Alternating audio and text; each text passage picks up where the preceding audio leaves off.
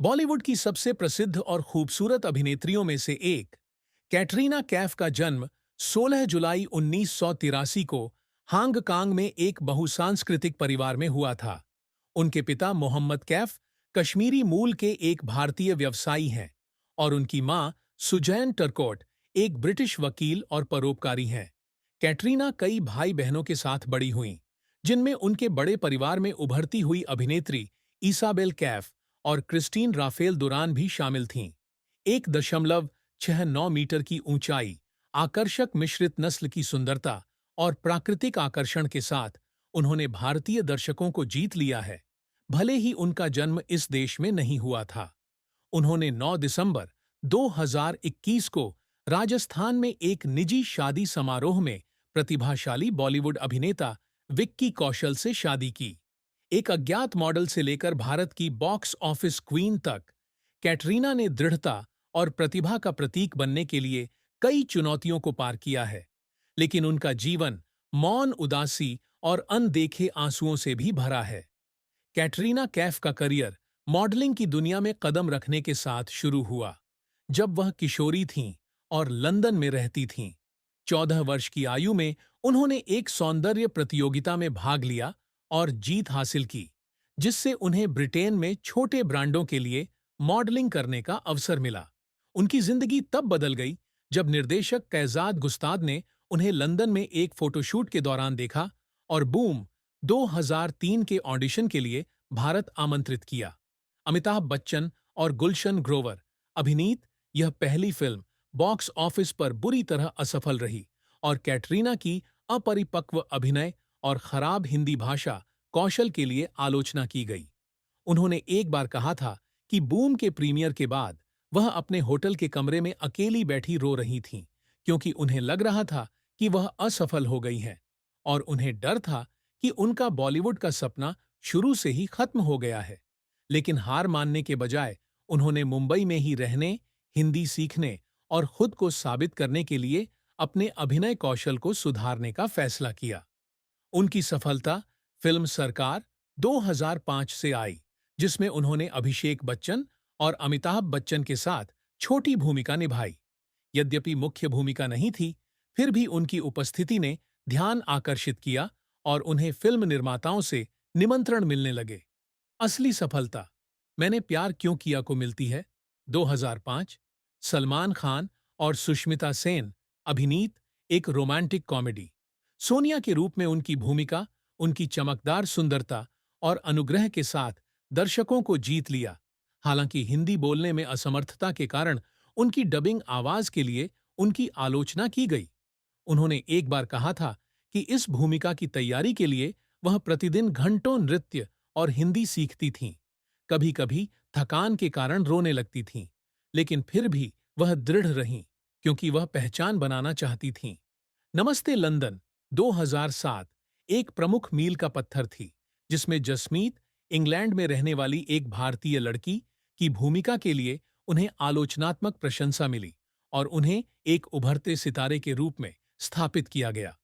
2000 और 2010 के दशक में कैटरीना ने कई हिट फिल्मों के साथ बॉलीवुड पर अपना दबदबा कायम किया। वेलकम 2007, 2008 और अजब प्रेम की गजब कहानी 2009 ने उन्हें कमर्शियल क्वीन बना दिया, जबकि 30 मार खान 2010 में शीला की जवानी जैसे मोहक डांस नंबर ने दर्शकों को पागल कर दिया।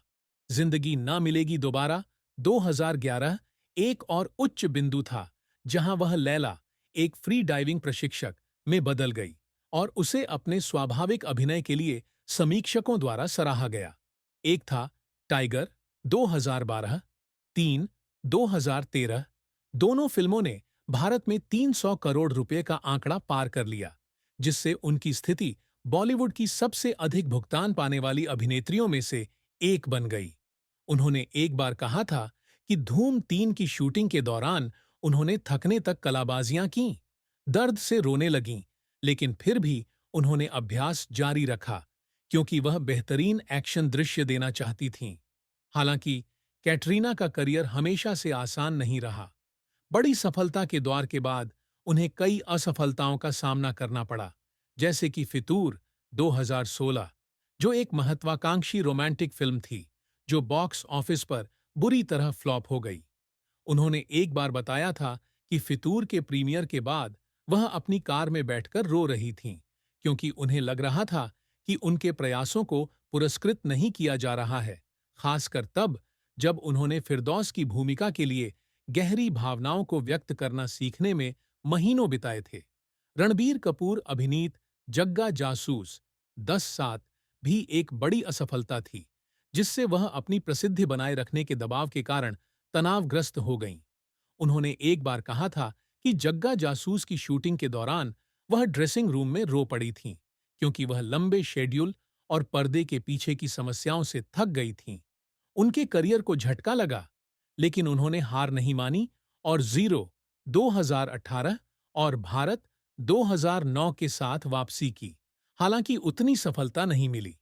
कैटरीना का करियर दृढ़ता की एक लंबी यात्रा रही है, जिसमें असफलताओं और खामोश आंसुओं के साथ-साथ शानदार शिखर भी शामिल हैं।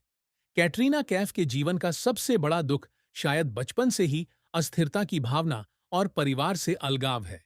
जब वह बहुत छोटी थीं, तभी उनके माता-पिता मोहम्मद कैफ और सुजैन टर्कोट का तलाक हो गया था और कैटरीना और उनके भाई-बहन हांगकांग से लेकर हवाई और लंदन तक दुनिया भर के विभिन्न स्थानों पर अपनी मां की देखरेख में बड़े हुए।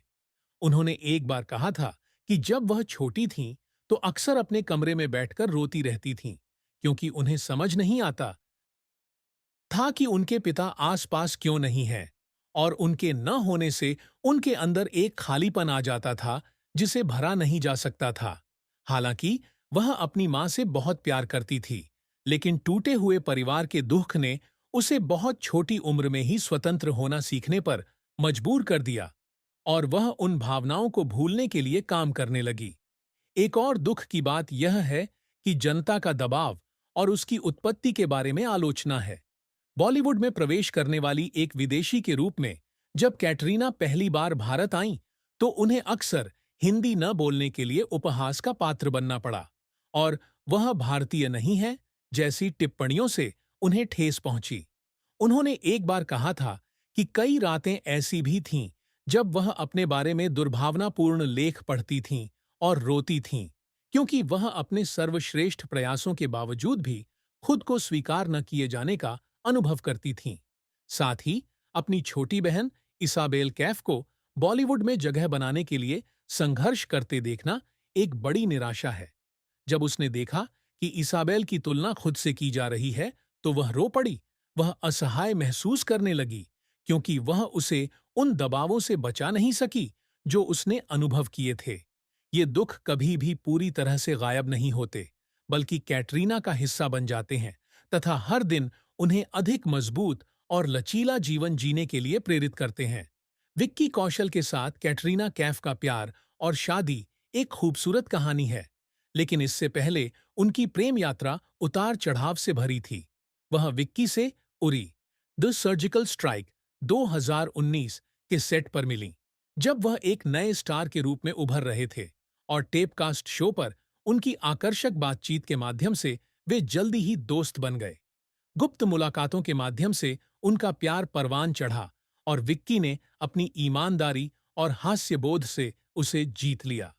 उन्होंने 9 दिसंबर 2021 को राजस्थान के सिक्स सेंसेस फोर्ट बरवाड़ा में एक पारंपरिक शादी समारोह में परिवार और करीबी दोस्तों की उपस्थिति में शादी की। कैटरीना ने एक बार कहा था कि विक्की ही वह व्यक्ति हैं जो उन्हें शांति प्रदान करते हैं और वह खुद को भाग्यशाली मानती हैं कि उन्हें ऐसा साथी मिला है जो उन्हें समझता है और उनका सम्मान करता है। हालांकि विक्की से पहले कैटरीना दर्दनाक प्रेम संबंधों का अनुभव कर चुकी थीं।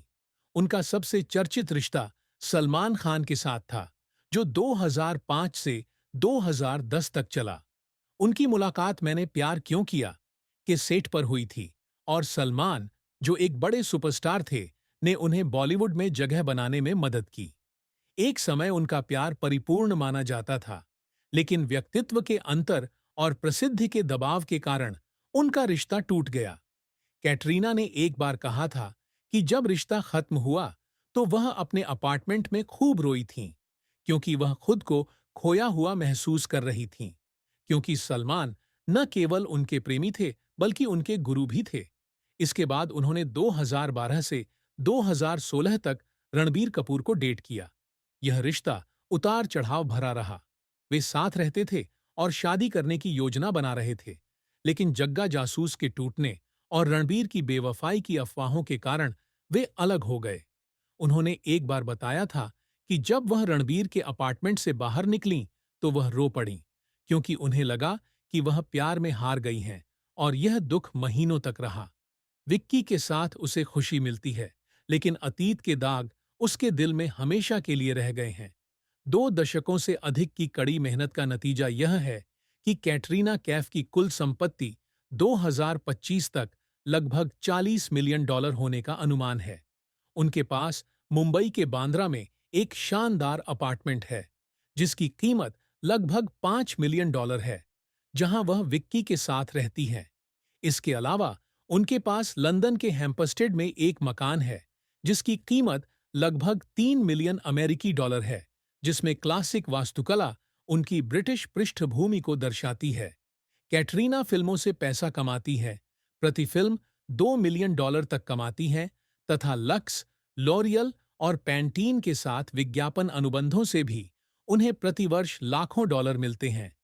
उन्होंने 2019 में लॉन्च किए गए सौंदर्य प्रसाधन ब्रांड के ब्यूटी में भी निवेश किया, जिससे उनकी व्यावसायिक कुशलता के कारण उन्हें स्थिर राजस्व प्राप्त हुआ। उनके शाम के गाउन और आभूषणों का संग्रह, जिसमें सब्यसाची और मनीष मल्होत्रा के डिजाइन शामिल हैं, लाखों डॉलर का है। अपनी संपत्ति के बावजूद कैटरीना एक निजी जीवन जीती है तथा नियमित रूप से अपनी मां की चैरिटी रिलीफ प्रोजेक्ट्स इंडिया को दान देती है, जो बच्चों और महिलाओं की सहायता करती है।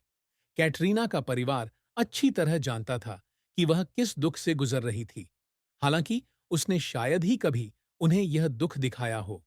उनकी मां सुजैन टर्कोट ने एक बार कहा था कि जब उनके माता-पिता का तलाक हुआ तो उन्होंने कैटरीना को अपने कमरे में रोते हुए पाया था, और उन्हें हमेशा इस बात का अपराध बोध होता था कि वह अपनी बेटी को एक पूर्ण परिवार नहीं दे पाईं।